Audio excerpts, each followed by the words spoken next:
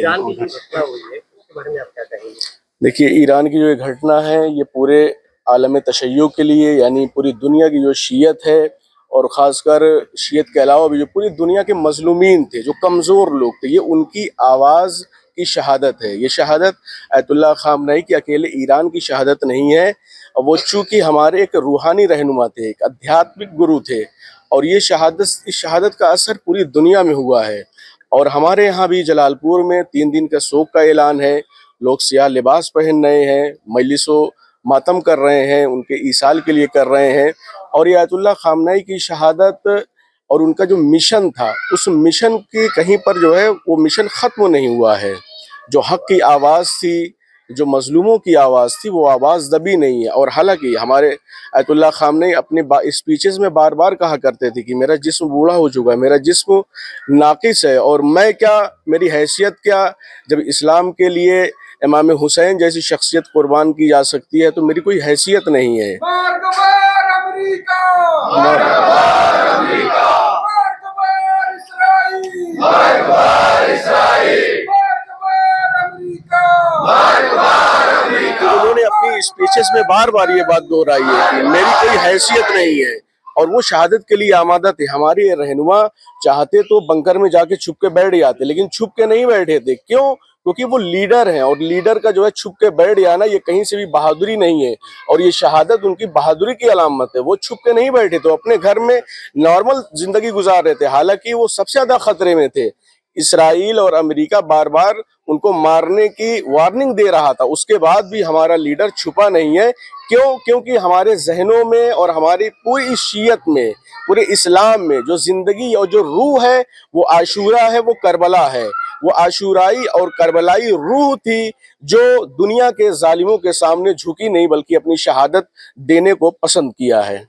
خامنئی زندہ باد، زندہ باد، زندہ باد، خامنئی زندہ باد۔ ڈبل ہو جا رہا ہے، ادھر خامنہ ہے ادھر وہ، زندہ باد مرد آباد۔ جی، ایران کی گھٹنا پہ تو آج آپ لوگ یہاں ہیں، کیا کہیں گے؟ دیکھیں، یہ صرف ایران کی گھٹنا نہیں ہے، پوری دنیا کی گھٹنا ہے۔ یہ جو سچا دل رکھتا ہے اس کو اس گھٹنا کی مذمت کرنا چاہیے، اس کی کنڈم کرنا چاہیے اس کا۔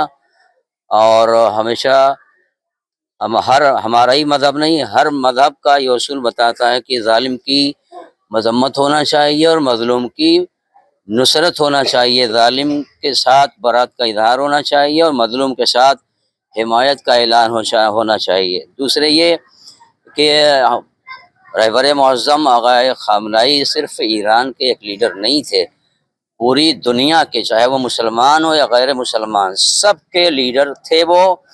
اور وہ خاص بات یہ ہے کہ وہ کسی بھی مذہب میں جب ظلم ہوتا تھا تو وہ آگے بڑھ کر کے آتے تھے اور اس کی مذمت کرتے تھے، اس کی برائی کرتے تھے کہ کسی کے اوپر بھی اتیاچار یا ظلم نہیں ہونا چاہیے۔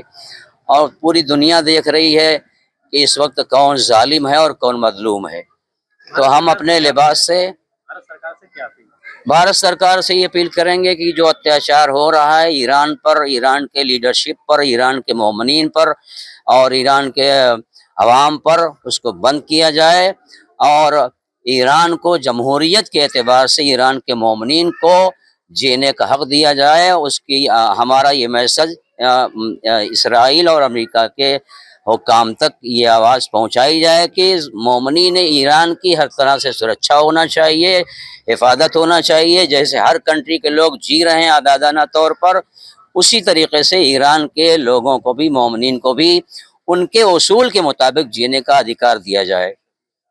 ایران پہ جو حملہ ہوا ہے اور کافی دردناک جو چیزیں سامنے آئی ہیں، اس پہ آپ کیا کہیں گے؟ اس پہ ہم لوگ جلال پور امبیڈکر نگر کے سارے نواسی جو شیعان حیدر کرار ہیں، نہایت ہی غم و الام میں ڈوبے ہوئے ہیں، کیونکہ ہمارے لیڈر، سپریم لیڈر آیت اللہ خامنئی کا امریکہ اور اسرائیل کے دہشت گارانہ جو ہے، دہشت میں جو ان کو مارا گیا ہے، یہ بہت ہی غلط ہوا ہے، اور پورا شیعہ قوم ہماری جو ہے بالکل غم میں ڈوبی ہوئی ہے۔ اور ہم اپنی حکومت سے ये गुजारिश करते हैं, निवेदन करते हैं कि वो जो है अमेरिका इसराइल पर दबाव बनाए कि ये जो है दहशतगर्दाना जो हमला है उसको बंद किया जाए, और वहाँ जो मजलूमों को मारा गया है और स्कूलों पे हमला किया गया है, ये बहुत ही बुतलाना है।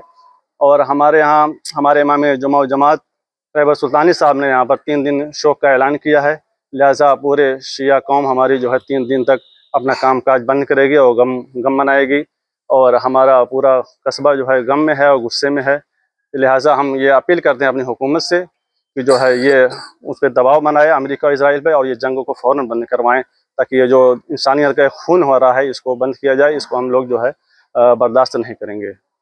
जी यहाँ के कुछ बच्चे जो हैं शिक्षा ग्रहण कर रहे हैं, उनके परिजन इस बात हुई है? जी जी, कुछ लोग संपर्क में हैं हम लोग के, तो सब लोग टेंशन में हैं और एक जो है टेंशन का माहौल बना हुआ है। जाहिर सी बात है, वालिदैन हैं, बच्चे वहाँ पर हैं, तो सऊदी में लोग भी यहाँ के नौजवान काम कर रहे हैं, कुवैत में, और ये पूरा असर पूरे उस पर पड़ रहा है, पूरे अरब पर पड़ा हुआ है। लिहाजा सब लोग टेंशन में हैं, और हम हुकूमत से ये गुजारिश करते हैं कि जो भी हमारे नौजवान वहाँ पे काम के लिए रोज़गार के उससे गए हुए हैं, उनको वहाँ सेफली वहाँ से वापस किया जाए जितनी जल्द हो सके, ताकि वो प्रभावित ना हो, मुतासिर ना हो, और वो अपने घर वापस आ जाएं। जी, क्या नाम है आपका? जी, मेरा नाम इफ्तिखार हुसैन है। ईरान की स्थिति को देखते हुए कुछ बच्चे यहाँ के वहाँ शिक्षा ग्रहण कर रहे हैं। जी, कौन है आपके वहाँ पर? वो हमारा भतीजा है, क्या नाम? फजले शब्बीर नाम है उसका। कितने सालों से वो वहाँ रहते हैं? करीब 2 सालों से या उससे ऊपर से रहे।